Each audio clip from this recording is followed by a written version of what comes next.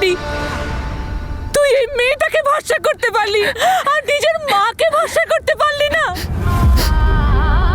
তুই ওকে এতটা ভালোবাসতিস, জানতিস না আমরা ওকে পছন্দ করি না। আর তার পরিণামটা কি হলো? এই দেখ কি পরিণাম হলো এটার। তুই দেখতে পাচ্ছিস তো যে কি পরিণাম হলো এটার। কি পাপ করেছিলাম আমরা। তুই নিজের বোন আর আমাদের সবার জীবনটা একেবারে ছারখার করে দিলি। বুঝতে পেরেছিস?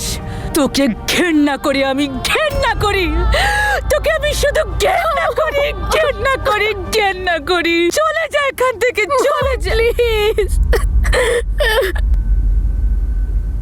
মা,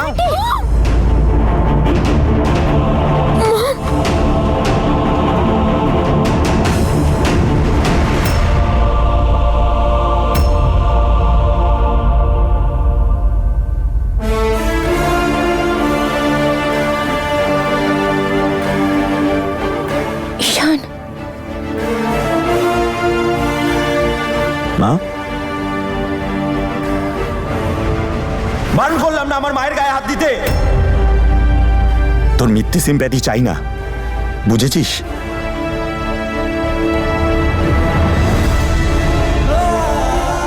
আই জাস্ট হেট ইউ। তোকে আমি ঘেন্না করি।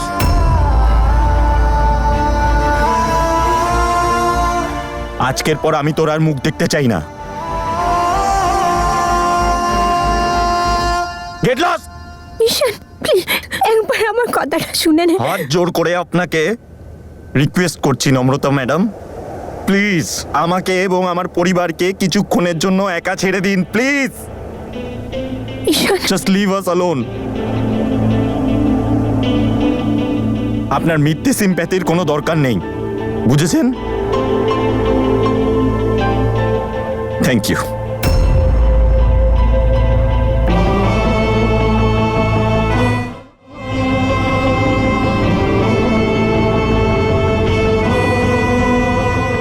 মা,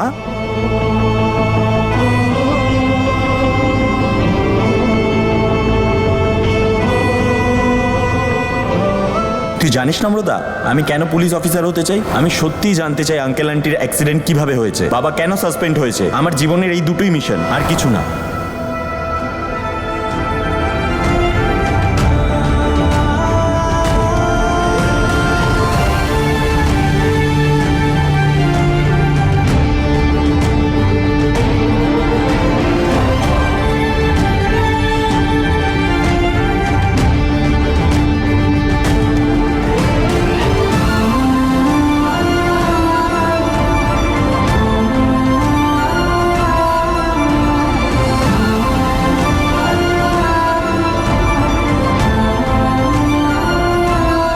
ঈশান প্লিজ আমার কথা শোন। ঈশান প্লিজ প্লিজ।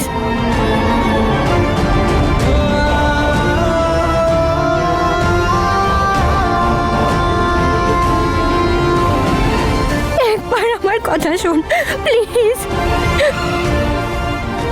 আমি কোন রকম কোনো সিন ক্রিয়েট করবেন না। যেটা আপনার করার ছিল সেটা করে দিয়েছেন, এবার যেটা আমার করার সেটা আমি করব। একবার প্লিজ।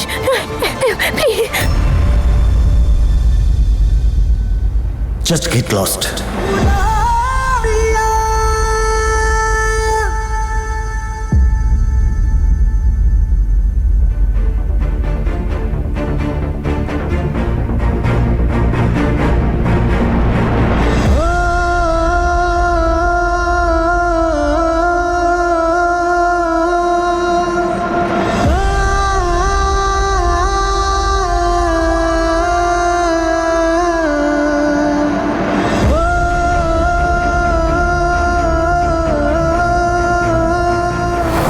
আমি চাই এই আর্টিকেলটা যেন পাবলিশ না হয়, অন্তত কিছু দিনের জন্য। থ্যাংক গড আঙ্কেল রাজি হয়ে গেছেন, আর আমাদের কাজটাও হয়ে গেছে।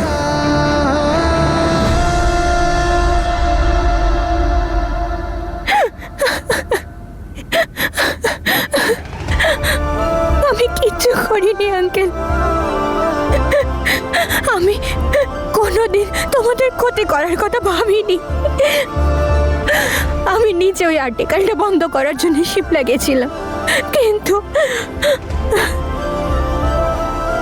আঙ্কেল আমায় ক্ষমা করে দিও আঙ্কেল।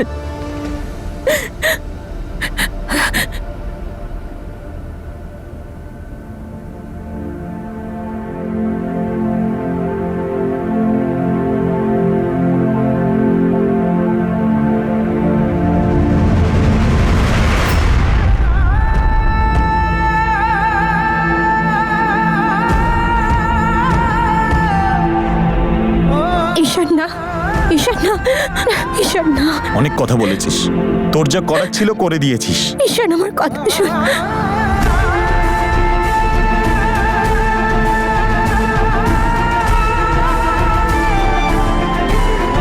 আমার বাবার গায়ে তুই হাত দিবি না।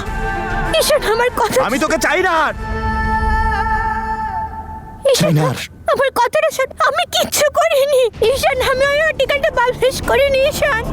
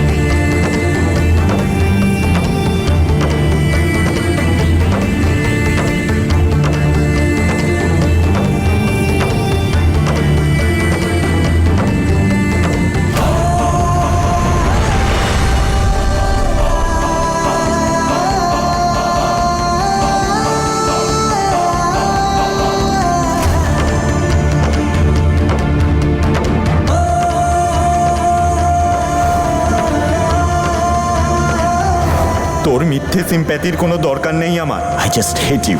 আজকের পর আমি তোর আর মুখ দেখতে চাই না।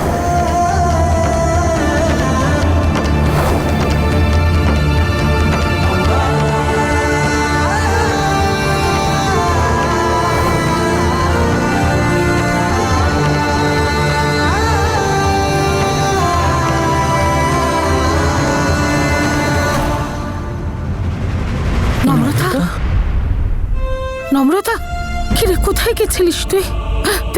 তোর তো রিশানের সাথে কথা হয়েছে, তুই কি জানিস ওদের বাড়িতে কি ঘটে গেছে? তুমি ওখান থেকে এলে না? হ্যাঁ, এটা কি করলে নম্রতা? তুমি কি করলে? ঈশানের বাবাকে সুইসাইড করতে বাধ্য করলে? আমি কি করে জানবো যে রণধীর আঙ্কেল নিজের প্রাণ নিয়ে নেবে? বাহ! না, তোমাকে কি ডক্টর বলেছিল আর্টিকেলটা ছাপাতে? যাকে ভালোবাসো, যাকে বিয়ে করতে চাও, তার সাথে এরকম করলে তুমি? শেলি চুপ করো, তোমার কাছে হাত জোর করছি আমি। নম্রতা, ওই আর্টিকেলটা তুই পাবলিশ করেছিস? হ্যাঁ কাকিমা, আর্টিকেলটা ওরই লেখা। আর্টিকেলের তলায় ওর নাম লেখা আছে।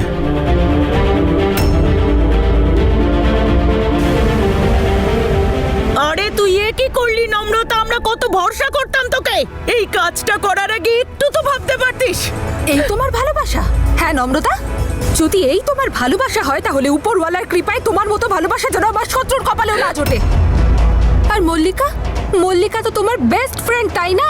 আরে কত বড় বড় কথা বলতে তুমি, আমার বেস্ট ফ্রেন্ড, আমি যা কিছু করতেই পারি। এই করলে তুমি। এখন কে আর ওকে বিয়ে করবে? কে বিয়ে করবে পরিবারের এরকম দুর্নাম হয়ে গেলে? আরে এত বড় পরিবার অতীতদের, ওরা তো করবেই না, নো চান্স। কিন্তু কিন্তু মল্লিকার জন্য আমার এত টেনশন হচ্ছে না কাকিমা, কিন্তু নো তোমার জন্য হচ্ছে। আরে মল্লিকার কথা ছেড়ে দিলাম, ওর এই জঘন্য রিপোর্টের জন্য আমার নূরের বিয়েটাও বোধহয় ছাড়কার হয়ে যাবে সত্যি। শিট, এটা তো আমি ভাবিনি। অমৃতা, এটা তুই কি করলি? তুই এই আর্টিকেলটা ছেপে নোবেল প্রাইজ পাবি বুঝি? একবারও ঈশানের ব্যাপারে বা মল্লিকার ব্যাপারে ভাবলি না তুই? তোর জন্য ঈশান নিজের বাবাকে হারালো নম্রতা। ঈশান তোকে এবার ক্ষমা করবে ভেবেছিস? কখনো না, কখনো ক্ষমা করবে না। এবার এই গিলটা নিয়েই তুই সারা জীবনটা কাটাবি, ঠিক আছে? আর এই আর্টিকেলটা পাবলিশ করার আগে একবার ঈশানের সাথে কথা বলে নিতি। সত্যি বলছি বাবা, ওদের হাসি খুশি পরিবারটা এখন শোক পালন করছে তোমার জন্য। হ্যাঁ, জঘন্য একেবারে।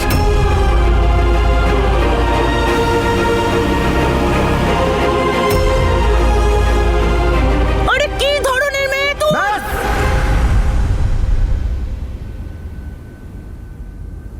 চুপ করো তোমরা।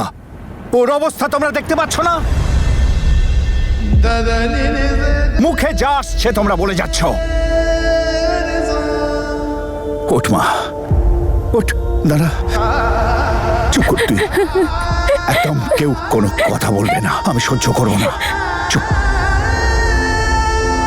দাদু, আমি আর্টিকেল পোস্ট করিনি, আমি মারিনি রণদী আঙ্কেলকে।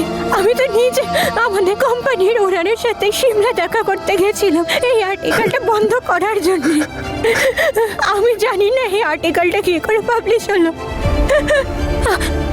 আমি ঈশানকে কিছু বলিনি, কারণ আমি চাইনি মল্লিকার বিয়েতে কোনো সমস্যা হোক। আমি ভেবেছিলাম যে মল্লিকার বিয়ের পরে আমি ওকে সব সত্যিটা বলে দেবো। কেন ওকে আমি বলে দিলাম না? কেন করলাম? কেন?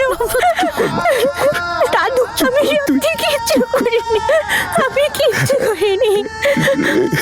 না রে মা, না না, কেউ তোকে বিশ্বাস করুক বা না করুক, কিন্তু আমি তোকে ভীষণ বিশ্বাস করি রে মা। আর আমি জানি তুই এটা করিসনি আর করতেই পারিস না। ব্যাস, চুপ কর, চুপ কর, চুপ কর। ঈশান প্রচন্ড রেগে আছে দাদু, ও আমার কোনো কথা শুনছে না। ও ভাবছে যে আমি আঙ্কেলকে মেরেছি, আমি আর্টিকেলটা চেপেছি, কিন্তু এরকম নয়। আরে ও তো এখন বড় একটা আঘাত পেয়েছে। ওকে নিজেকে সামলানোর সময় তো দে। যখন ওর রাগ, দুঃখ আর ওর কষ্টটা কমে আসবে, তখন ও তোর সব কথা শুনবে আর সত্যিটা বুঝতে পারবে।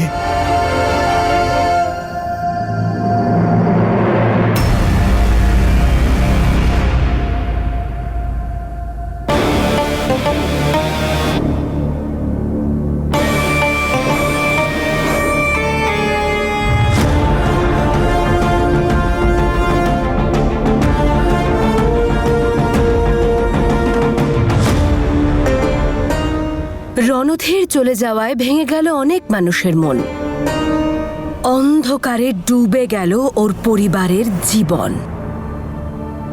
কিন্তু আমার জন্য দরকার ছিল ওর এইভাবে মরণ।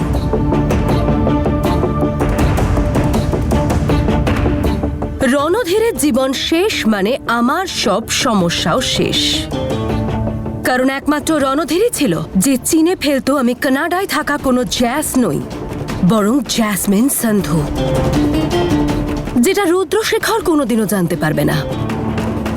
আর এবার আমার ইন্ডিয়া যাওয়ার রাস্তা পরিষ্কার।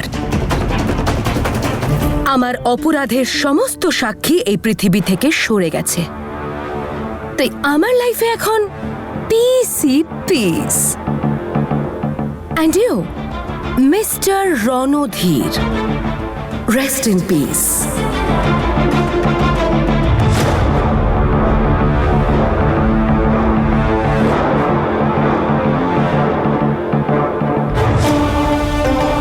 জ্যাসমিন লাইকস ফ্রিডম, আর জ্যাসমিনের ফ্রিডম না ওর থেকে তনু কাটতে পেরেছিল, না ওর মেয়ে কাটতে পারবে, আর না কেড়ে নিতে পারবে রণধীরের ছেলে।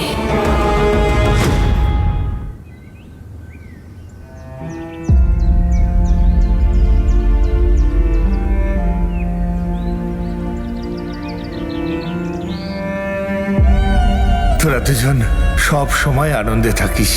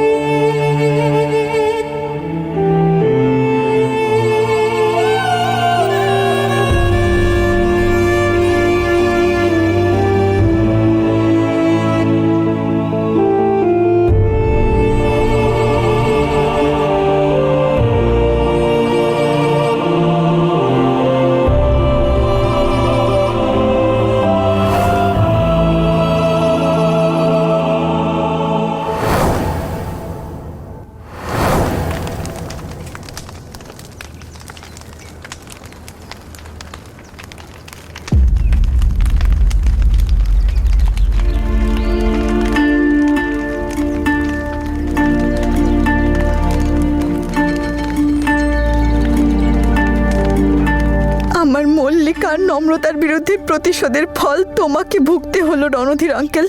আমাকে ক্ষমা করে দিও।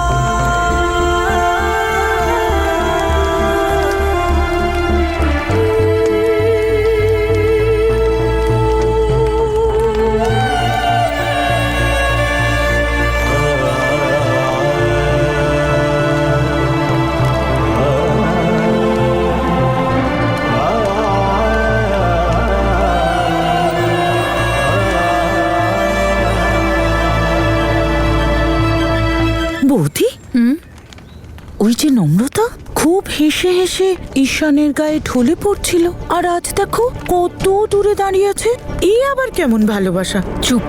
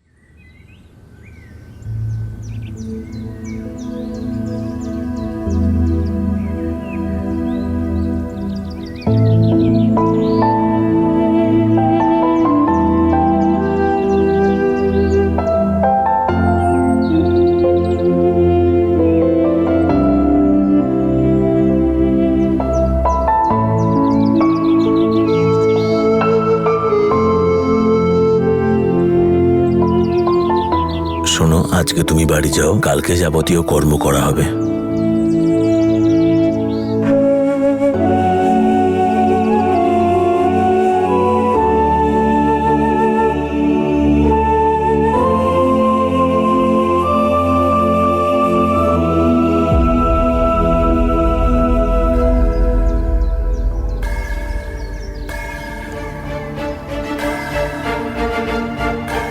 ঈশান, ঈশান, ঈশান, ঈশান, প্লিজ আমার কথা শোন, প্লিজ একবার আমার কথাটা শোন। আমি ওই আর্টিকেলটা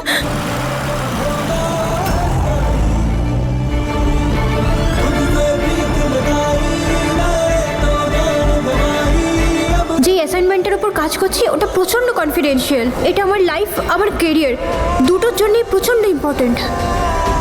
এই আর্টিকেলটা পড়ার পর কারোর সামনে আর মুখ দেখাতে পারলাম না, তাই তোমাদের দুঃখ আর লজ্জা নিয়ে নিজে চলে যাচ্ছি।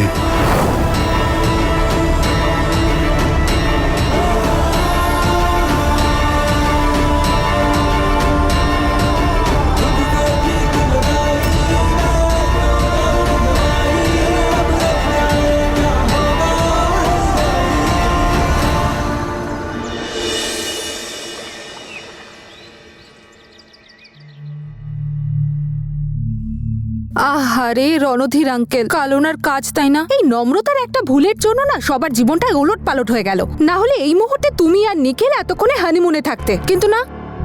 নূর, কি হয়েছে? তুমি কিছু বলছো না তো? নিখিলের সাথে তোমার কথা হয়নি? না, মানে বলছিলাম হ্যাঁ, ওর সাথে তো রোজই কথা হয়। কি বলে ও? সেরম কিছু না। কি আর বলবে, ও তো জানে না যে বিয়েটা কবে হবে। মল্লিকা আর অদিতের বিয়েও এখন আর অত তাড়াতাড়ি হবে না, তাই না? তা নয় তো কি, ওর ভুলের জন্য তোমার আর নিখিলের বিয়েটা এভাবে আটকে গেল। জানো নূর, একটা কথা বলি, আমি না খুব খুশি হয়েছিলাম। যাক বাবা, নম্রতার একটা ভুলের জন্য তোমার অন্তত ভালো হবে। এবার মল্লিকা আর তোমার বড় যা হবে না, ভালোই হতো। কিন্তু না, তোমাকে তো মল্লিকাকে সম্মান দিয়েই চলতে হবে।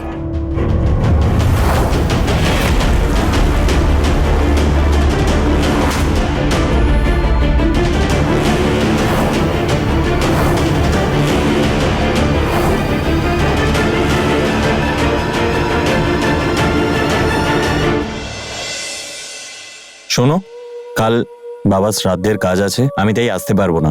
কিছু হলে আমায় জানিয়ে দিও। আর ফোনে স্যার আপনি একদম টেনশন করবেন না, আমি সব সামলে নেব, don't worry. Thank you. Welcome. Ishan, Ishan, Ishan, তুই রাগ করতে চাস তাই তো? তুই রাগ কর, ঝগড়া কর আমার সাথে, থাপ্পড় মারতে চাস আমার, তাহলে তুই থাপ্পড়ও মার, কিন্তু প্লিজ কথা বল। এরকম মুখ ঘুরিয়ে চলে যাস না।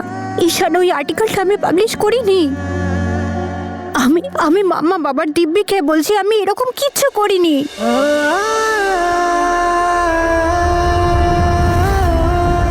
12 দিন হয়ে গেছে ঈশান, তুই আমার সাথে কথা বলিসনি। আমি পারছি না এইভাবে থাকতে। তোর ঘেন্না আমার সহ্য হচ্ছে না। সবাই আমাকেই দোষ দিচ্ছে, সবাই আমাকেই ব্লেম করছে, কিন্তু আমার ওদের কথা কিচ্ছু যায় আসে না। কিন্তু তোর এই চুপ করে থাকা আমি আর পারছি না সহ্য করতে। ঈশান প্লিজ আমার সাথে কথা বল, প্লিজ আমার কথা বিশ্বাস কর ঈশান। নম্রতা, ঈশান